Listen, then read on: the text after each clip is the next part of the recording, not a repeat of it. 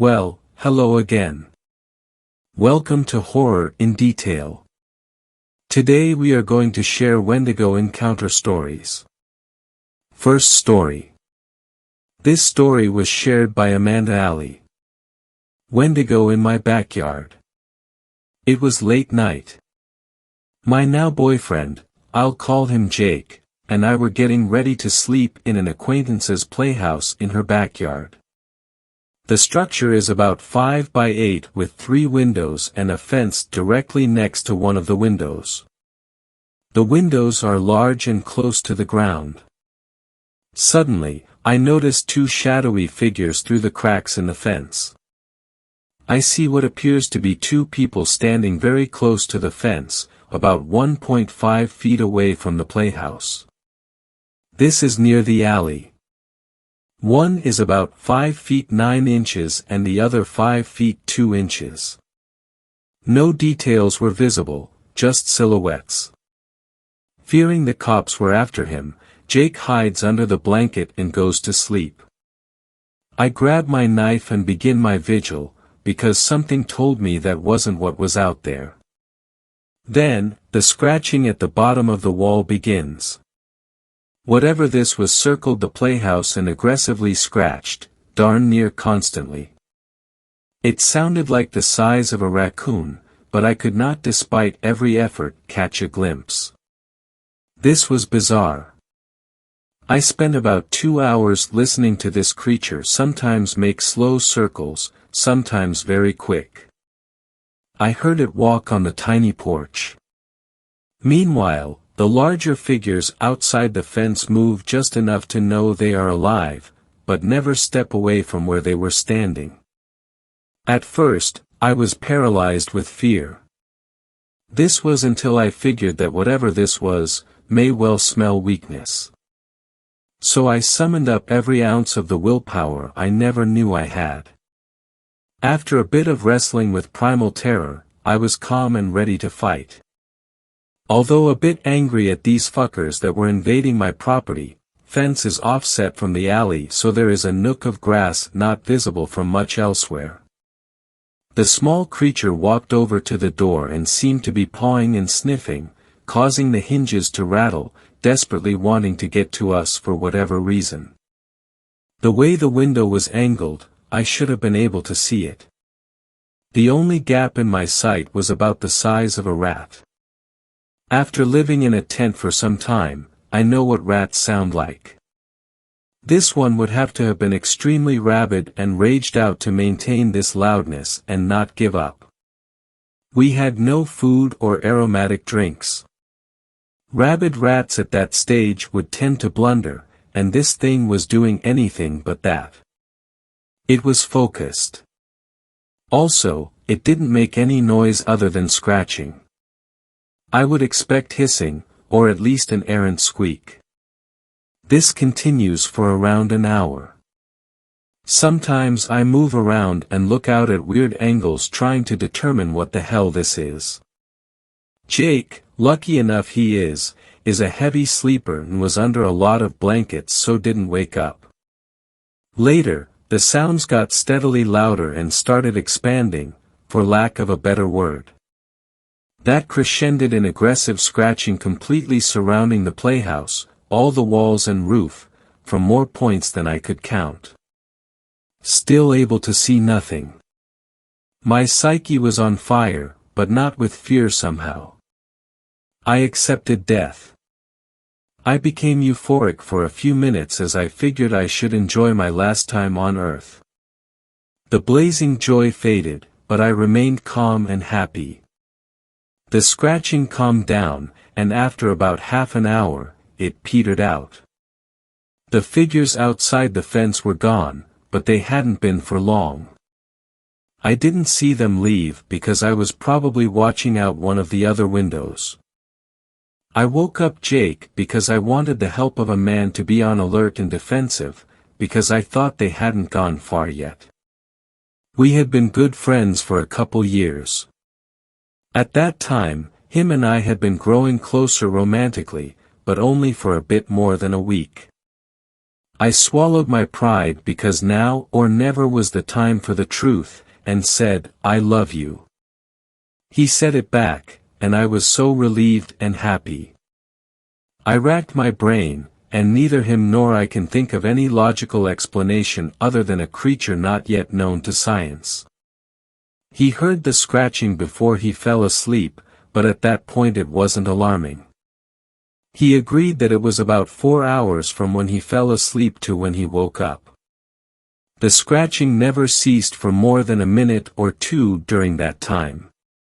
On another night when he was camping with his friend, he heard aggressive, loud, and unexplainable noises of a much more dramatic nature, but this is a story for another time. Suffice to say, we believe there are cunning, hungry beasts with vocal, athletic, and sensory capabilities beyond imagination. These and other errant bizarre sounds remind us of stories of Wendigos. I dread to think, but the figures outside the fence I could have just been one, the shorter one being the hind legs and the taller one being the front. The top of the figures were in shadow. If that is the case, it could have been throwing its voice and creating the scratching noises itself. 3 creatures or 1. Theoretically, it could have been a rabid rat that just happened against all odds to stay out of sight, and I went into psychosis when I heard it all around me. But neither I nor my family has any history of hallucinations. I believe that I remain too composed to imagine such a thing. The figures could have been cops after him or robbers hiding out coincidentally at the exact time. I don't think so though. Thank God these creatures sensed that we were not to be trifled with and wouldn't go down without a fight. I used to be a scaredy cat about every noise at night. My mindset towards this and life in general has improved since then, because I realize I am capable of much more mental strength than I believed. Second story. This story was shared by Dark and Creepy. Never shoot a skinwalker. My 2 buddies and I went on a hunting trip for bull elk last November and we were having a great time, to say the least. That however soon would change after what we saw on the 3rd day. Now I'm not one for superstition and I don't believe in ghosts at all, but what we saw out there really changed my view about those sorts of things. The trip started out normally after we parked our trailers at camp. We got there a day early before the hunt officially started so we could settle in and get some scouting done. Only Eric and I had licenses because Brian didn't draw out this year, but he wanted to come along with us anyway. Brian also brought along his German Shepherd named Lucy, which stayed back at camp with a leash that was connected to a metal spike. The spike was so deep in the ground that I wondered if we would be able to get it out. I asked Brian and he just told me that his dog was so strong that it had to be that deep. I enjoyed playing with Lucy. She was always excited to see me and would greet me by jumping up on 2 legs and trying to lick my face. Eric, however, was not amused by her and would constantly yell at her to leave him alone. Anyway, the first 2 days we saw so many cow elk in valleys and on sides of the mountains, that I thought for sure we would see some bulls out there, but there were none among them. It wasn't until the 3rd day of the hunt that we saw a bull elk, but it was too far away to take a shot at. And even if we were able to hit it, it would take hours trying to pack that thing out. So that evening we decided to hunker down next to some fallen trees and were able to watch a hillside. While we were surveying the area, Brian spotted a coyote about 250 yards walking to a small pond of water strangely as if it was maimed. Eric took out his binoculars to take a closer look and he started to describe it, saying, "That coyote. It ain't right lookin'. It has a hunch on its back like a bear, and its jaw. Oh man, its damn jaw seems like it's been broken and now it's just drooping there like a dead fish. Let me see those binos, I asked curiously with an outstretched hand. Eric handed them to me, and as he did he seemed to grasp his gun tightly. I took them and looked at the animal and said, "You're right, that thing's jaw is just hanging there. Also, did you happen to notice its hair? It's so long and unevenly dispersed."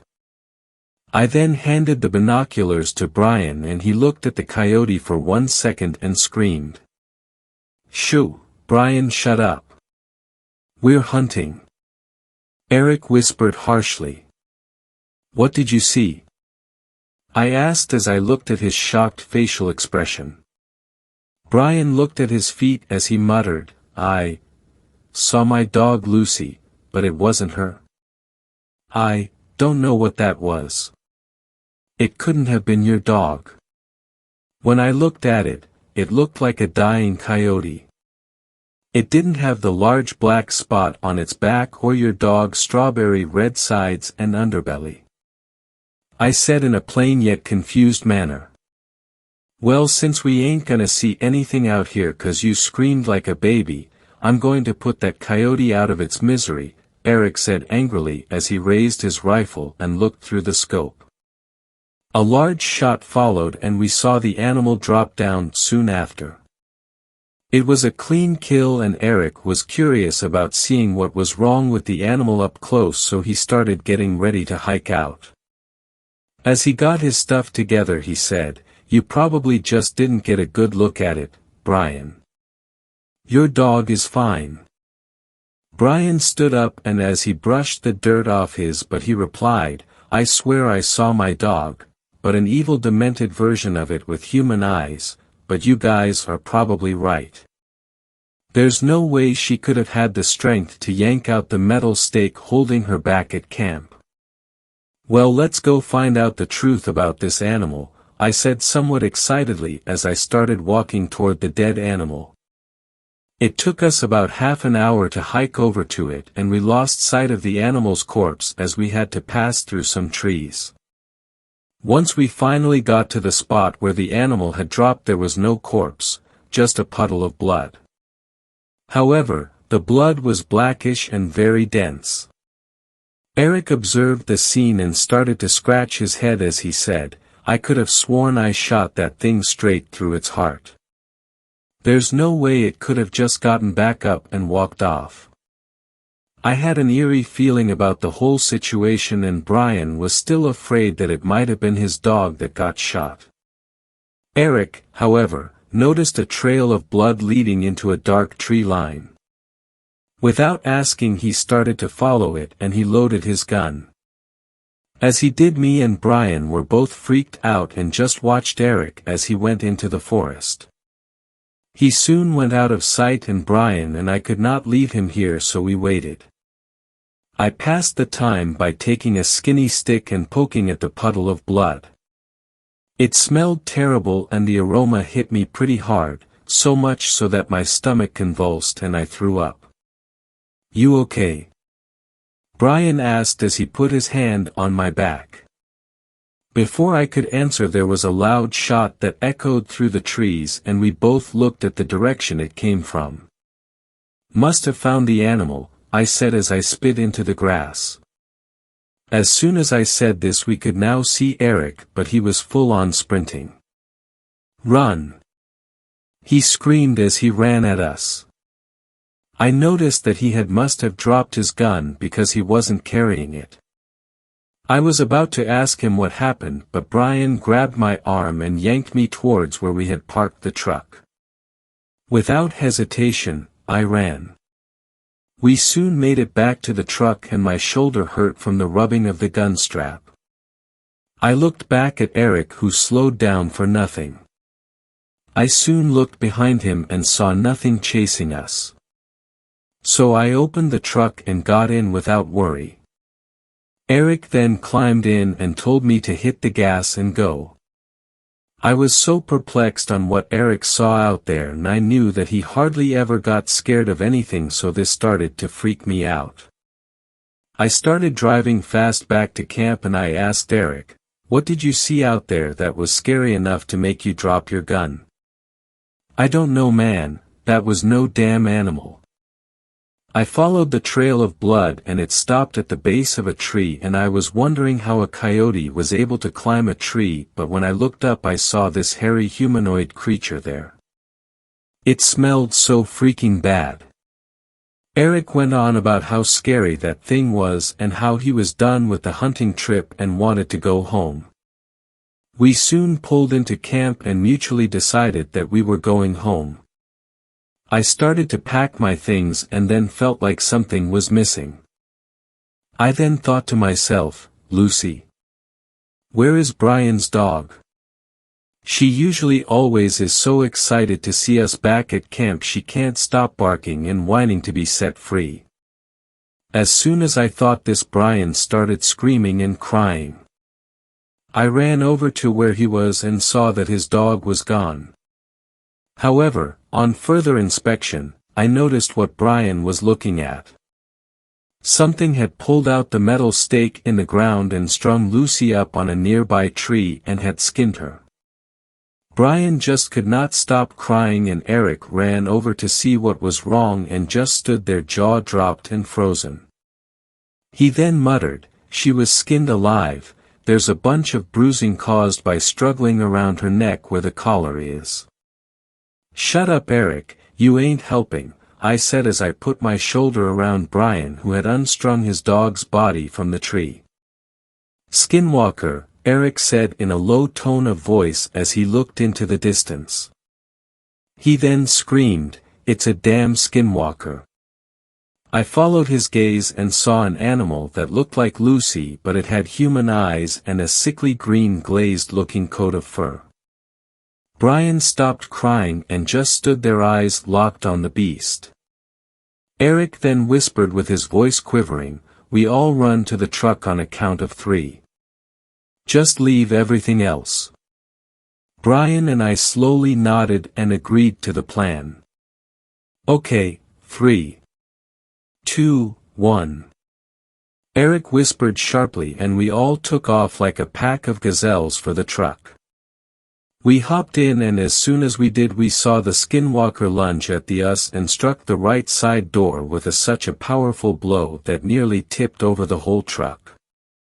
It didn't stop me whatsoever, and I drove out of there faster than I ever could have. After that, none of us ever went hunting again in that area. We never even went back to claim our camping trailers and supplies. It was too terrifying to think that what happened to Brian's dog could happen to us, and that thing would walk around in our skin. Since that experience, I am now a superstitious person. Third story. This story was shared by Retsma H6. Message from a Wendigo. I have been trapped here for too long. I can never forget the day I was taken. It was the dead of night. I had just killed my prey, a woman who had been foolish enough to wander into my home. I remember how happy I was that day, that I did not have to hunt, instead the food brought itself to me. If only I had known then, that my delight would soon turn into terror. The men came into my home and overpowered me. There were 3 of them. They were large, much larger than the normal men I hunted. Perhaps in different circumstances, would have killed and consumed them. But I was injured at the time. Not a grave injury, but it impeded me still. I had received the wound a week before, from a particularly resilient man. He had beat at my foot with a rock, damaging my ankle, even as I straddled his chest, tearing his throat open. Looking back, I still find myself appreciating the man's sheer will. But I appreciated his flesh much more. Even without the injury, the men would have been difficult to conquer. As I said, they were large, but not only that. They were carrying strange metal poles. They were warriors of some kind. The poles fired darts that struck me and made me drowsy. The men threw me into a metal carriage that moved by means I knew not, and still do not know. It was within this carriage I lost consciousness. I awoke, I know not when, in a metal cage. I was still in a slight daze. There were men all around, all just as large as the three who had attacked me. Initially, I was ecstatic. I was surrounded by food, and I did not see any of the men who had taken me. These ones did not have any metal poles, so they were easy prey. But when I attempted to escape, I found myself unable to damage the cage in any way. I shrieked and roared, and bashed at the cage. The men flinched in fear, and some pulled smaller metal objects from pouches at their hips. I drew myself to my full height, still towering above the men, despite them being larger than the ones I was accustomed to. I felt something hit me in my back, and I turned my head to see another dart had struck me. One of the men who had taken me had been behind me the whole time, on the other side of the cage, and he had fired another dart at me. Once again, I fell unconscious. When I awoke again, I was in a room. It was larger than the cage I had previously been, 10 paces wide and double across. But, this one did not offer the commodity of being able to see out of it. The walls were hard stone, and the door a harder metal. I tried to break out for hours, but I could not. I laid upon the ground, only thinking of my hunger. I was utterly ravenous. Whether it was morning, noon, or night, I had no way of knowing. All I knew was how famished I was. Even if only one day had passed since I had last eaten, it still would have been one day too many without food. My capture was, regrettably, my fault and mine alone. I had grown complacent. I was situated in a location with much prey, and I stayed for too long. I have lived for hundreds of years, and I have hunted in many places. I have preyed upon men of every color and creed. I have always hidden my tracks, and never stayed in one place for too long. But I was lulled into a false sense of security. My home, a deep cavern, was one I thought no man would find me in. I should have fled when that woman entered my home. If she could find her way in, of course warriors could. I curse my foolishness, but I must look forward. The past cannot be undone. All of this happened a while ago. I can only estimate the length of time that has passed. I assume it to be a fortnight. 1 fortnight, stuck in this prison. 1 fortnight too many. The men frequently take me from the room. They always do it the same way. A small part of the door is opened, and meat is thrown in. I devour it, for I am starving, always. I am rendered comatose moments afterwards. They have poisoned the food. In the brief seconds before I am unconscious, I can see the door open and men enter. I always awake in the same room, but in a different position from where I fainted. I know the men are taking me somewhere and returning me. I know not where they are taking me, nor what they are doing to me. The only way to avoid this would be not to eat the meat, and that is no option at all. My hunger will not allow it. Sometimes, the men try to speak to me. I can speak their simple language, of course. But I say nothing to them. I have no interest in doing so. Most of the time, the men leave me be. Sometimes, if I roar and bellow and strike at the walls too much, 5 men will enter the room, and hit me with darts. I have attempted to attack them, but their strength is shocking. I have grown weak since I arrived here. The men wrapped my injured foot in something. I am unsure of what it is, or what nefarious purpose it serves. I live in fear. I fear man. Man, whom I have preyed upon since I was created by the Great Spirit. Man, who have feared me, and indeed feared all Wendigos, now have made me feel fear. I fear their metal poles. I fear their size. I do not know why these ones are so big. A different tribe, perhaps. I am ashamed of myself for feeling this way. It is as if I am their pet. I often wonder where they get the meat from. It is man meat, without a doubt. They tried to feed me other things, but I can only consume man meat. These men must kill and butcher their own kind to get it. Perhaps they consume other men as well. I shudder at the depravity of it. The thought of killing, or even worse, consuming my own kind, other Wendigos, makes me sick. I don't know what the people will do to me. I have heard a story of a Wendigo that was slaughtered by men. They chopped off his legs, then later cut him to small pieces. I imagine they will do something similar to me. Today, when I awoke, I found paper in my room. So, I write this message. I write it in my native tongue, which only Wendigos know, and is simply nonsensical gibberish to humans. I have no way of knowing where this message will go, but it is my only option. If any of my kind somehow finds this, please save me. I will forever be in your debt. Dr. K. Bowman. The preceding transcript was written by a man named Ned Terrell. Canadian, 2.05 m tall, 34 years old. Worked as a dentist. Him and his girlfriend went missing 3 months and 4 days ago, and were presumed dead. Mr. Terrell lived a normal life prior to his disappearance. He received a proper education, was never abused, never had mental health issues, or any sort of violent behavior. All of his friends and family spoke of him quite highly, until they were informed of his actions.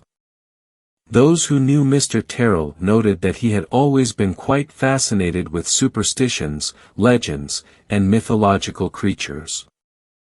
On multiple occasions, he would go on trips to attempt to find these supernatural beings.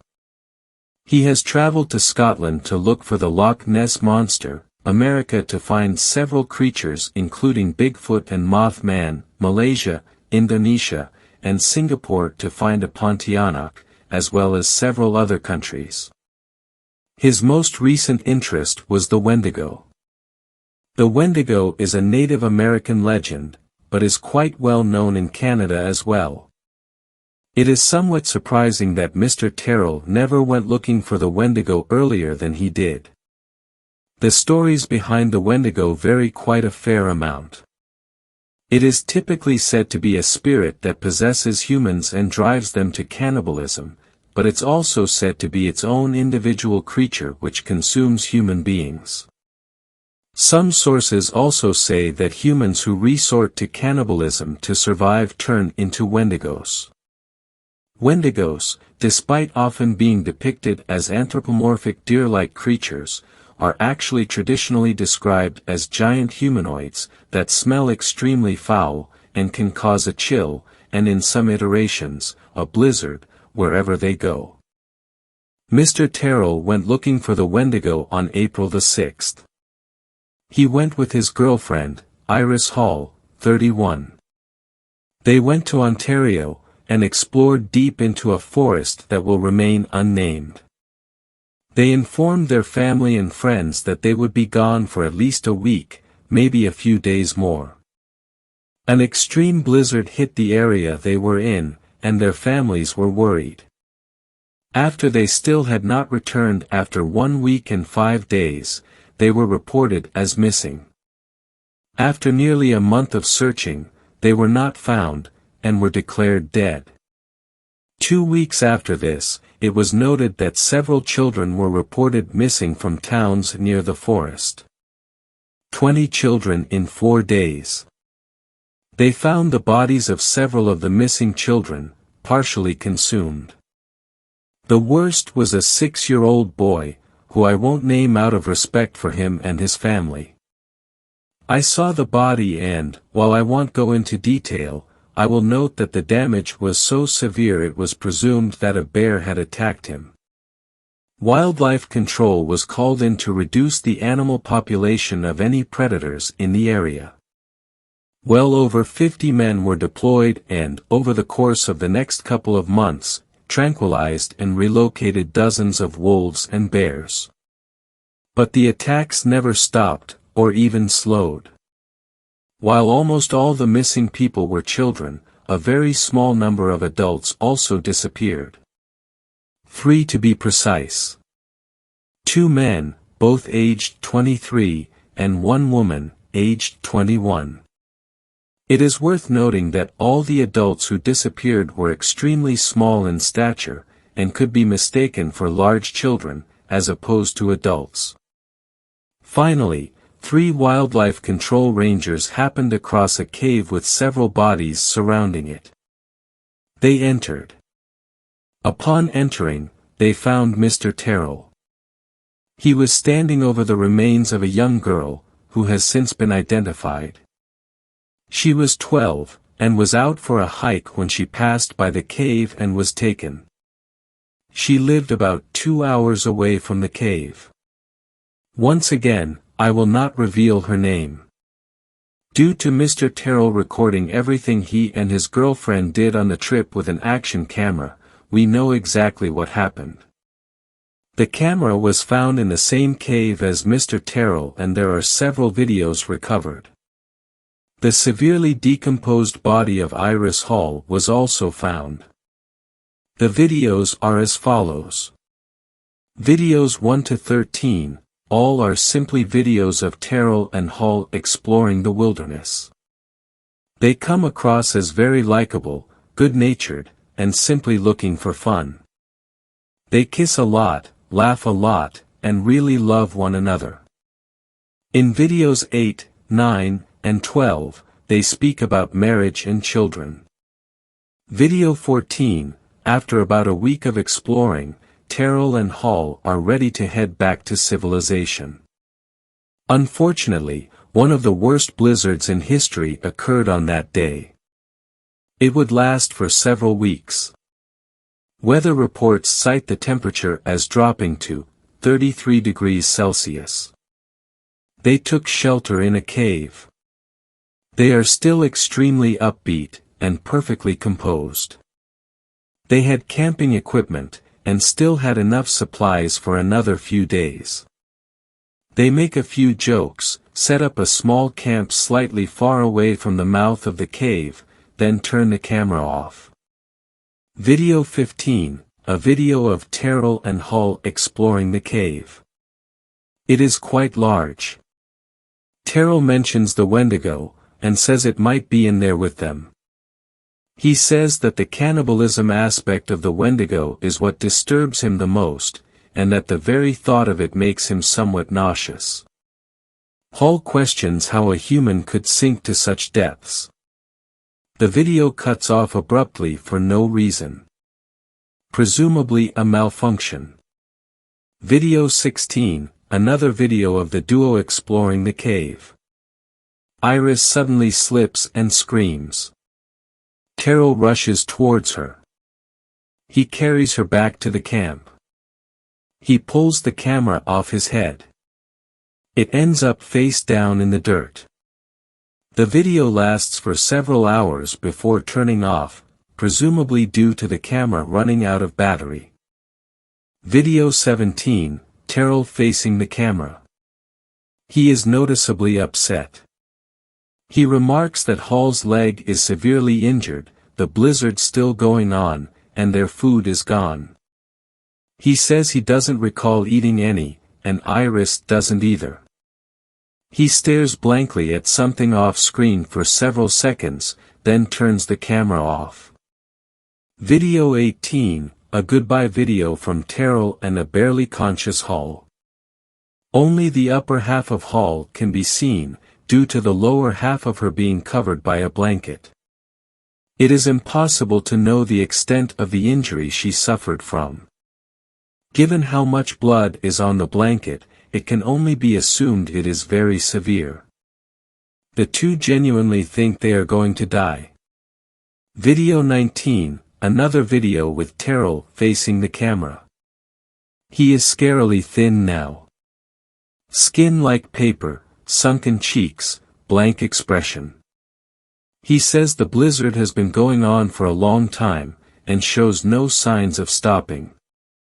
He remarks that he is starving to death. He talks about the Wendigo, and mutters something under his breath.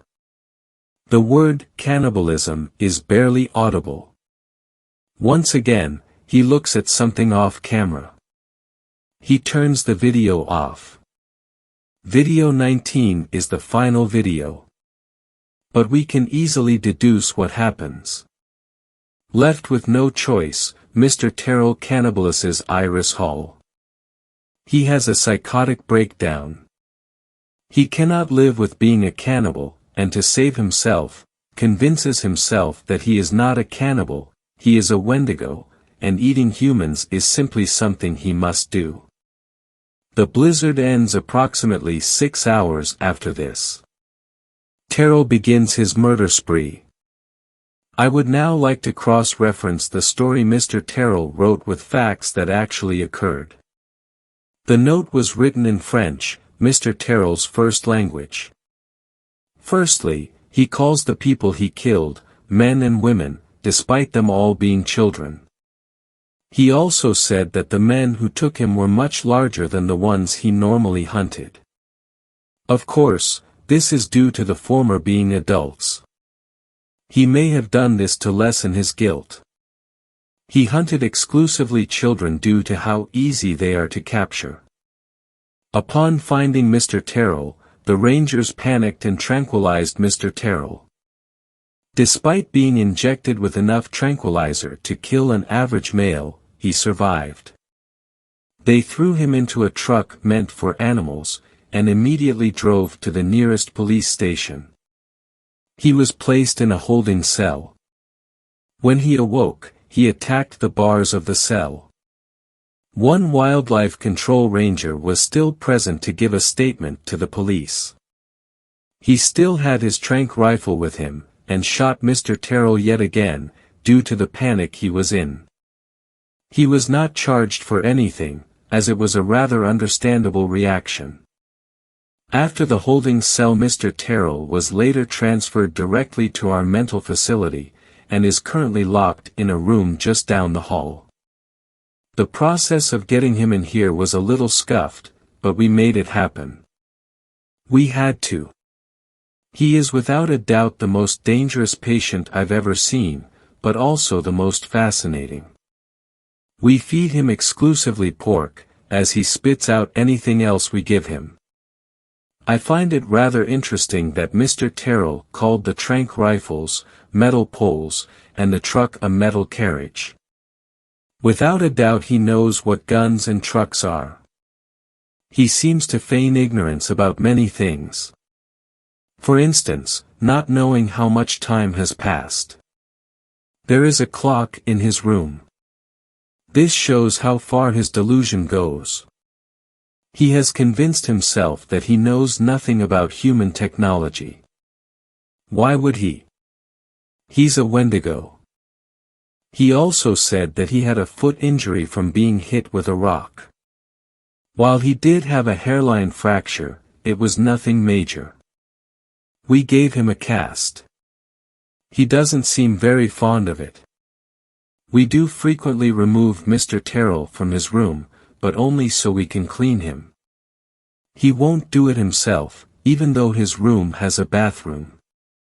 Not to mention, we have to treat his infections and injuries. Living in a cave and eating people for a couple of months is not good for you. As for the sheet of paper he wrote on, I had it placed in his room today.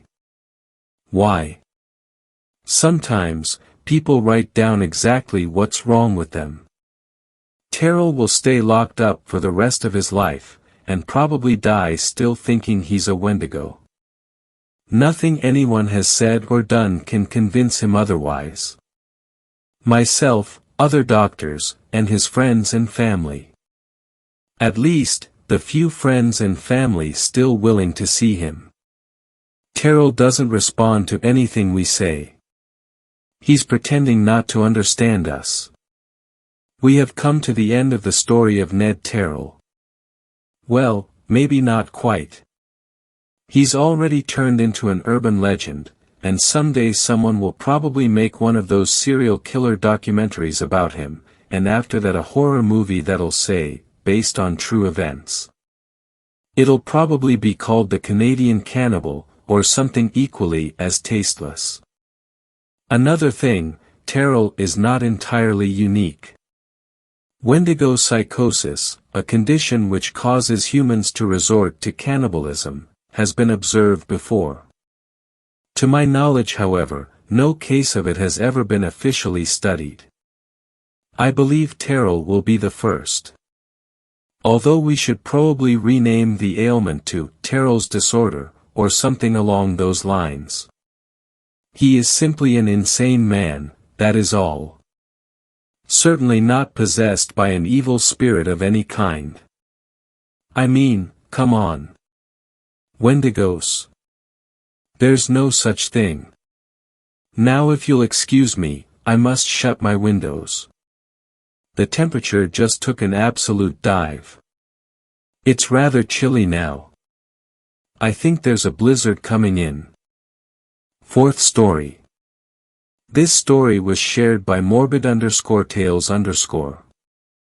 Don't tell skinwalker stories around the campfire. I was camping in Arizona with my cousin. We built a fire, then got some marshmallows out to make some s'mores. It was a warm night, but we were having a good time. I hadn't gone camping with my cousin in years, since we were teenagers. I blew the flame out on my marshmallow, and crushed it between 2 graham crackers, and chocolate. Do you want to hear a scary story? My cousin asked with a sly grin on his face. When we were younger, he used to always tell scary stories around the fire. I couldn't help but get excited. Let's see if you still got it. I said with my own grin. Have you ever heard of a skinwalker? He asked, popping a marshmallow in his mouth. Yeah, isn't it a native legend? Something about turning into a coyote? Yes, a skinwalker is a Navajo witch that wears the skins of animals, and can turn into any animal they want. He leans in closer so the fire illuminates his face. What's so scary about that? I ask. You don't want to run into one of them. Trust me, I have. I say nothing, waiting for him to continue on with the story. I was visiting my friend on the res one day the summer after graduation. We were hanging out on the porch, talking about what we were gonna do now that school was over. Just wasting the night away, you know. Then I noticed a coyote just wandering around a few yards away. Now in this neighborhood there weren't any fences dividing the yards, so I could see it walk from yard to yard. I nudged my friend and nodded over to it. We got quiet and just watched it. Then it stood up on 2 feet. It was pressed up against a house in the shadows and just scooted along on 2 feet like a human. I was so shocked. I didn't think coyotes could do that. My friend whispered to me, "That's no coyote." I asked him what he meant. That's a skinwalker. Now he had mentioned skinwalkers to me before, but I thought it was just a legend, and that he surely didn't believe some old story his parents told him to scare him from playing in the woods at night. Once it was next to a garbage can, it hopped on top of it, then leaped up, grabbing on to the window ledge. The window was open. Fear filled my body as I realized 2 things. No coyote could do that. And whoever was in that room was about to have a very bad night. Then we heard the guy in that room screaming, then his screams were drowned out by a scream that was somewhat of a mix of animal and human. We fell out of our chairs scrambling to get inside. We locked all the doors and windows and hid. That was the scariest night of my life. I don't remember if cops showed up to that house. We were too scared to leave the room and check. But it's a night I'll never forget. Goosebumps cover my arms. Now that was a good story. I didn't believe him about it being true, but it was a good story nonetheless. Looks like you still got it, that was good. Got me being scared to look into the trees. I laughed nervously looking behind me at the forest that seems just a little scarier now. Hey, every word of that is true. I didn't make this one up. No need to make up a scary story when you've lived it. He has a pleased look on his face nonetheless. We sat in silence for a bit and I thought about the story he just told. For some reason a coyote creeping around on two legs just seems comical. I laughed to myself. Maybe it would be creepier in person. After another 30 minutes, the fire dies down and we crawl into our tent. All thoughts of skinwalkers had left our heads. I was drifting off to sleep when a stick snapping outside our tent woke me up. My face was facing the wall of the tent and I don't think I'd quite registered what woke me up. After a few seconds I closed my eyes and prepared to go back to sleep. Then I heard my cousin outside the tent calling my name. I opened my eyes. I assumed my cousin had stepped outside for some reason, but I didn't know what he would need me for out there. I didn't quite want to leave my sleeping bag, so I was just gonna pretend like I didn't hear him. I closed my eyes again. Then I heard him call me again. Annoyed, I sat up to leave the tent. That's when I noticed my cousin right next to me. Asleep. I knew I heard him call me from outside the tent.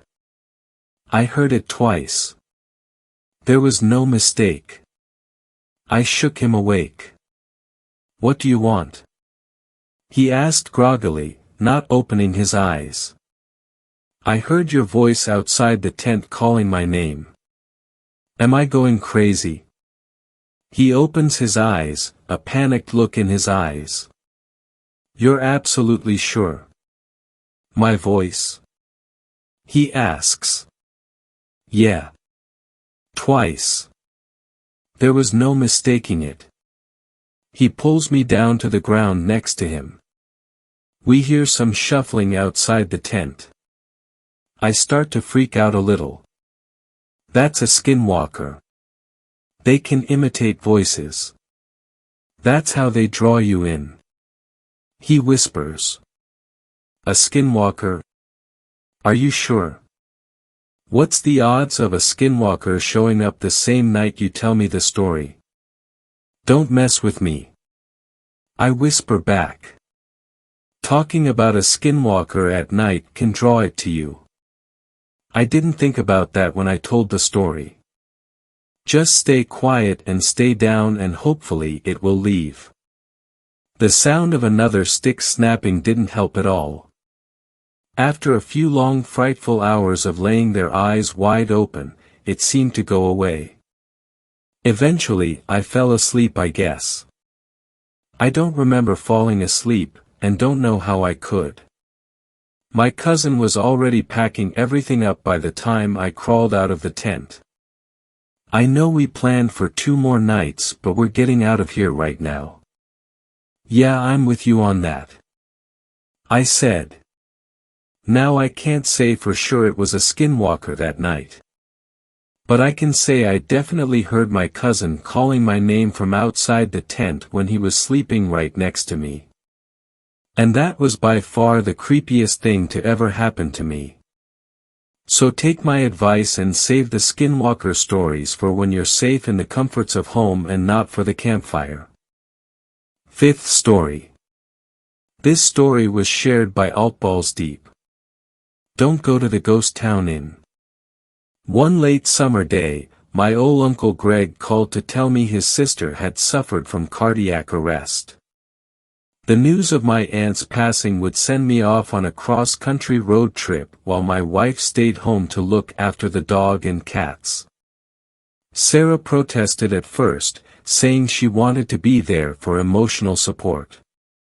But, this wasn't my first funeral procession, and truth be told, I was never close to my aunt. I was just going to be there for Greg.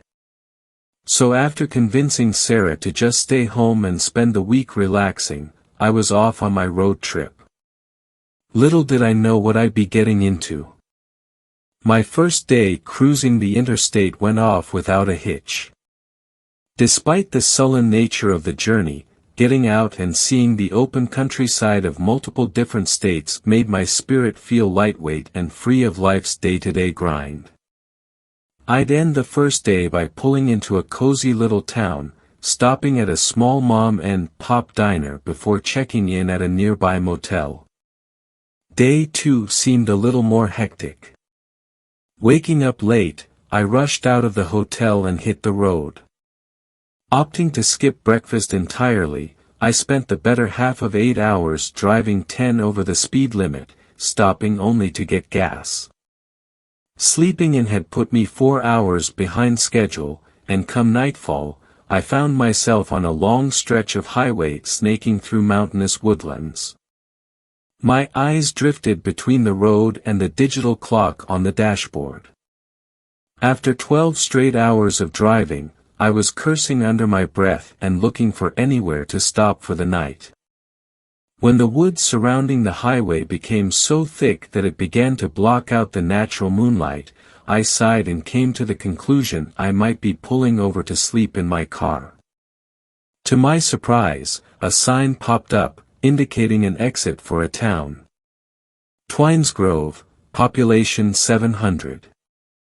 All the tension left my body and in an instant I became more relaxed. The exit took me down a winding canyon road, made unnerving by the lack of guard rails and low-hanging tree branches that seemed to reach out for my windshield. Finally, it dumped off into a flat forested area, which I thought vacant at first. After a moment of driving, I noticed the houses buried deep in the tree-line. The driveways leading to the houses were gravel and well hidden between the trees. From what I could make out with the brief passing of my car's headlights, the houses appeared quite old, weathered and worn down.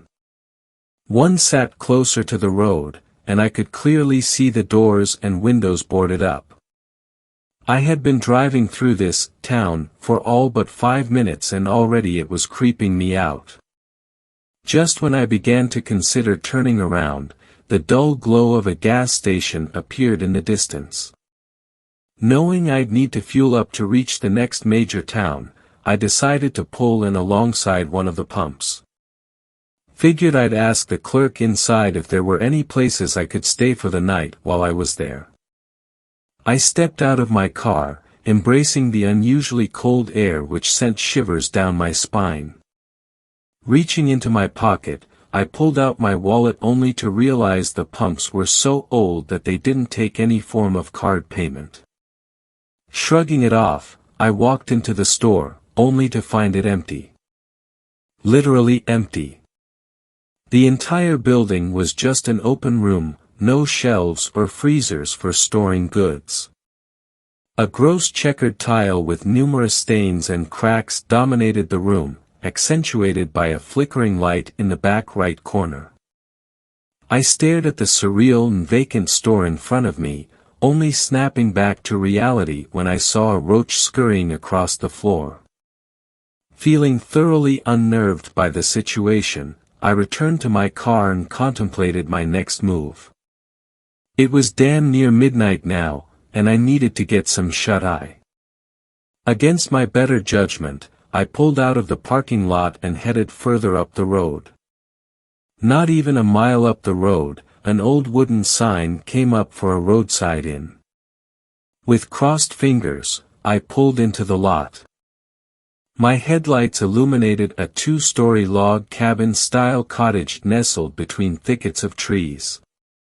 Moss or ivy appeared to be growing on the outer walls, and all of the windows were dark except for one, which had a faint glow.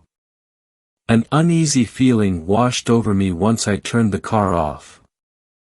I spent another minute debating if I really wanted to approach that building, which didn't have a single source of light besides the faint glow from the first-floor window. Stepping out into the night air, it immediately struck me how eerily silent my surroundings seemed to be. After many camping trips in the mountains and forests, I had grown accustomed to the nocturnal sounds of the wilderness. Owls, crickets, the call of coyotes or foxes. The area around this cabin was dead quiet. Not even the slightest rustling of trees or bushes could be heard. Listening to my own footsteps while approaching the inn made the very hairs on my back stand up. The door to the cabin had an old, rusting metal sign which read "Open" nailed above the door handle. I spent another few seconds just staring at the sign, wondering if I should knock or just step inside. Out of nowhere, a rush of hot air ran down my neck with a distinct sensation which can only be described as someone standing right behind me and letting out a deep breath. I spun around, heart now racing from what I just felt, but nobody was there. Chalking it up to a lack of sleep, I turned around and nearly screamed when the face of an old man stood just inches away. He somehow managed to open the door and positioned himself in the doorway without making even the slightest sound. The man wore brown dress pants and a brown tweed jacket. Wrinkles lined his scowling face, which sat under a messy mop of scraggly gray hair. "What are ye doin' out this time of night?" His voice barked in the silence of the night, filled with rasp and old age. Holding my still beating heart, I drew in a deep breath and closed my eyes. "Looking for a place to stay for the night, sir?"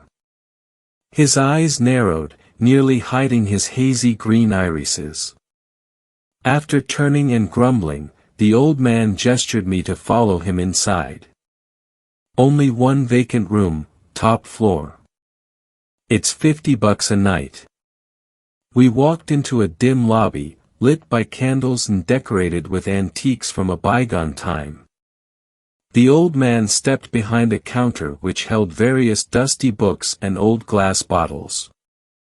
I pulled out my wallet and offered him my card.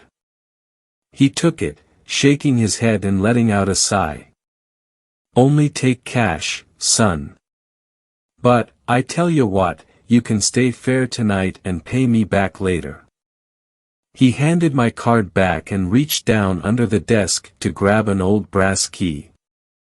A grateful smile fell upon my face. "Man, I can't thank you enough, I dash." Before I could finish, he cut me off. No need to thank me, it's been a good while since I've had a guest come to stay." He paused, leaned in, and displayed a crooked smile. "I'm happy to accommodate you, son. Take a candle here to light your way." Standing there somewhat speechless, I grabbed the key from him along with one of the candles. I looked down and saw the room number etched into the face of the key. Room 13. The old man continued to show his unflattering smile as I nodded my head and turned to the hallway. Against the dim glow of candlelight, I saw a row of vintage photographs lining the wall. The people in them were dressed from the Victorian era. Walking down the old creaking floorboards, I saw the hallway split into two paths. On the right was the staircase to the second floor. To the left sat the intersection of another hallway, with the vague outline of a deer head mounted on the wall. I stared at that mounted head as I approached the staircase, unnerved by the frightened expression it wore on its frozen dead face. Just when I began to climb the flight of stairs, I saw that fucking deer head move in the peripheral of my vision. Frozen on the steps, I slowly turned around and peeked over the low wall which separated the hallway divide. The deer head looked straight on down the hall, a vacant stare in its beady eyes. "Okay, I'm really fucking tired, I need to get some sleep," I whispered. Making my way to the top of the staircase, I tiptoed through the halls looking for room 13, all while keeping my head on a swivel. My room ended up being at the very back of the hallway. Slotting the key into the doorknob, I stopped and turned around when I heard something behind me. It sounded like a group of people whispering something unintelligible, just out of earshot. But there wasn't anything there in the hallway behind me, just those vintage photographs sitting above burgundy carpets on brown floral wallpaper. Shaking my head, I quickly unlocked the door and pushed my way inside. The room I stepped into seemed cramped. A double bed with a wooden frame sat against the wall, facing a lone window which revealed only tree branches on the other side. 2 end tables accompanied the bed on each side, with a small attached bathroom at the foot of the bed. That was the extent of the room, but I didn't spend any time thinking or complaining about the dimensions. Setting the candle down on the end table, I tucked myself in and closed my eyes. Sleep did not come. Almost in an act of defiance, the room became unsettling and noisy the moment I closed my eyes. Branches hit the wall outside the window, creaks from the floorboards echoed beyond the closed door, and a faint scratching sound emanated from the bathroom. Completely frustrated, I got up to investigate the scratching sound, but found nothing. The sound disappeared the moment I stepped foot into the bathroom, only to flare up again when I laid back down. Soon, even the sound of the candle became unbearable, keeping me awake with the crackling and burning wick. In a fit of irrational thinking, I blew out the candle and tucked my head between 2 pillows. A cold chill then swept over me and I opened my eyes. That's when I saw it. Perched on the ceiling, obscured by shadows of the night, was a distorted human face. Frozen in fear, I sat there and watched this face as it slowly moved across the ceiling, shifting its facial expressions in horrifying and inhuman ways. The thing looked like it was in constant agony. Once it hovered directly above me, I heard faint whispering coming from its mouth, the very same whispering I heard in the hallway earlier. Ice ran through my veins when this shadowy face began to descend from the ceiling, heading right for me. Taking control of my body, I let out a piercing scream and jolted out of bed. Crashing through the door, I ran down the hallway. Time slowed as my heart blasted in my chest. Hundreds of those faces began materializing in the very walls, slowly floating out in my direction. No, no, no, no, fuck this, fuck all of this, it can't be real. My screams only seemed to anger the shadow entities, which now lunged out of the walls with glowing red eyes. Making a sharp turn, I bolted down the staircase, my feet crashing down loudly with each step. When I reached the bottom, I froze in horror. Blocking the hallway ahead stood a shadow figure 10 feet tall. It had a rotting deer skull for a head with piercing red eyes. Horrible demonic whispering radiated from the creature as it lurched forward. Booking it back up the staircase, I ran down the hallway opposite of room 13 until I hit a dead end with a single window. Turning to see that fucking Wendigo-esque beast hot on my trail, I made the decision to jump out of the fucking window. I landed hard into a thick blanket of bushes below, twisting my ankle in the process. Quickly getting to my feet, I hoped out of the bushes and looked up at the window. A pair of red eyes locked with mine, no body to be seen. The eyes slowly backed off and disappeared into the darkness. Frantic, I ran through the thick foliage and back into the parking lot, where I thanked God to see and sit in my car. I booked it out of that town and drove all night back up the highway until sunrise. Greg said I looked like mulled over shit when I arrived for the funeral, and I wasn't able to offer the emotional support I wanted to give him. I took a different route entirely on the way back home, never even wanting to see the sign for that God-forsaken town again. The thing that bothers me, though, is that when I go back to look on Google Maps, Twinsgrove isn't there. Doesn't even show up on old paper maps. Where the fuck did I go that night? Thanks a lot for watching the video till the end. Subscribe to our channel Horror in Detail. Drop your opinions/suggestions in the comments section, and like the video as it helps with the YouTube algorithm.